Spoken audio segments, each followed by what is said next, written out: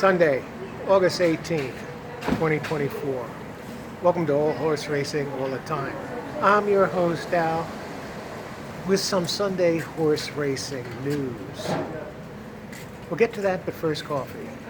Yes, we are at Starbucks this morning, enjoying Sunday at Starbucks.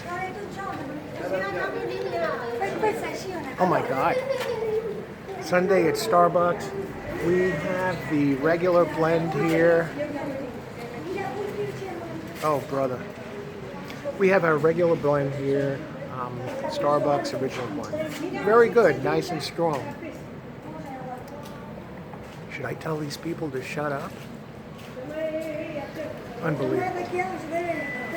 Anyway, what's going on in horse racing? Okay, we'll start with the King's Plate Stakes, which was scheduled to run yesterday at Woodbine. It's that $1 million stakes. It's been running since 1860, the longest running mile-and-a-quarter race in North America, regularly run. At one time it was originally called the Queen's Plate Stakes, and it switched between Queen's and King's Plate. Right now it's the King's Plate. 3-year-olds and up. It was canceled yesterday. It's canceled. Heavy rains, dangerous conditions.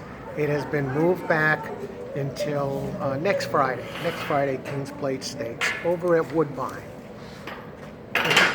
So we got the King's Plate Stakes. What's going on at Saratoga?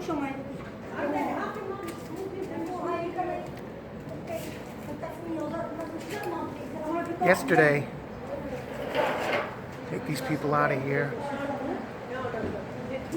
Do I have to go over and physically remove them? Anyway, I might move myself. Anyway, what's going on at Saratoga? Yesterday I did, they had the Alabama Stakes yesterday at Saratoga. Of course, it was an upset. One of the horses I gave out on my picks, the one I liked, the third choice, number 3, did turn around and win that race. I had, my finishing order, I had 6, 7, and 3, and it was 3-7. I mean, if you boxed those 3 in exactly, you would have made a little bit of money.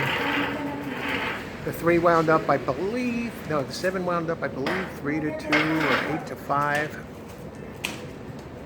Okay, let me move out of this before I get fucking pissed off. Do I physically remove them? No, but we will move away from the Starbucks area. Okay, and we will go to an area. Here we are in front. We will move to an area where I will not be bugged. Okay, so Saratoga yesterday. What bugged me about Saratoga yesterday? I covered Saratoga and Del Mar. Del Mar, of course, you have the mint weather over there, right? Never a problem. Never anything to worry about. Covered Saratoga, did the handicapping in advance. Those of you who have been following my format recently, what I'm doing is providing a service. What I'm doing is providing selections for players in advance. I do the handicapping, get the picks out there, my selections out there for everybody. Kind of a unique service.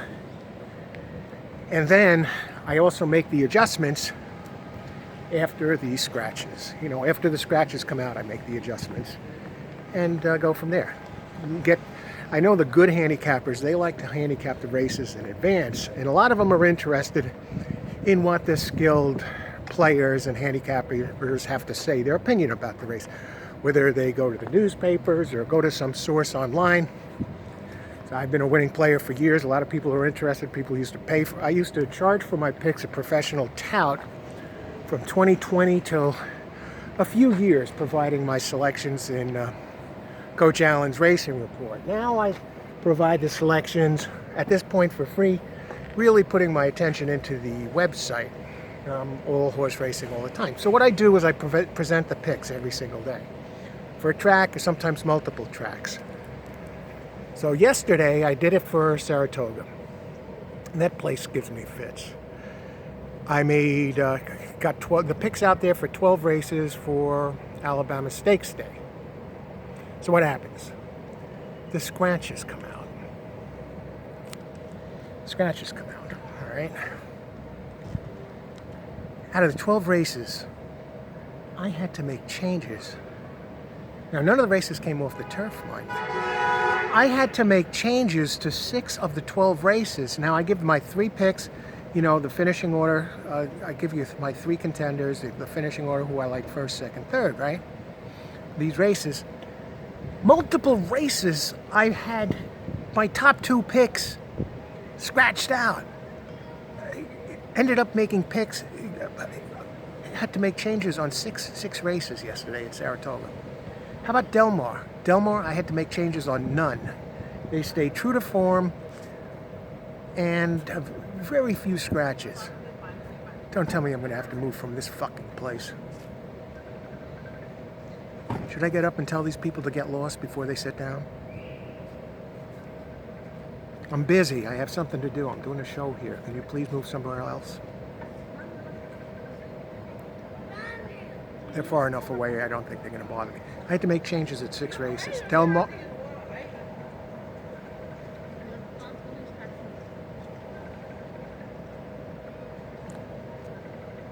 Now you got people sitting right next to each other, practically on top of each other. Is there any reason to yell to each other? Like the first place I was, right in front of Starbucks. Okay, these people seem kind of mellow. They're probably about 50 feet away, maybe 50, 60. Anyway, Del Mar, always perfect weather, no scratches. No, hardly any scratches, no changes to my original picks. So. And as far as Saratoga goes today, so you got that. And that meet has been a disaster as far as all the rain they've got there, canceled a week ago Friday, and all races off the turf. And now, lo and behold, I'm hearing that today they're going to have thunderstorms throughout the day, periodically. And somebody announced, I didn't double check it myself, but I can believe it. Somebody announced online that all the races are off the turf at Saratoga today. Am I even going to bother with that card? No. What I'm going to do is look at Del Mar today.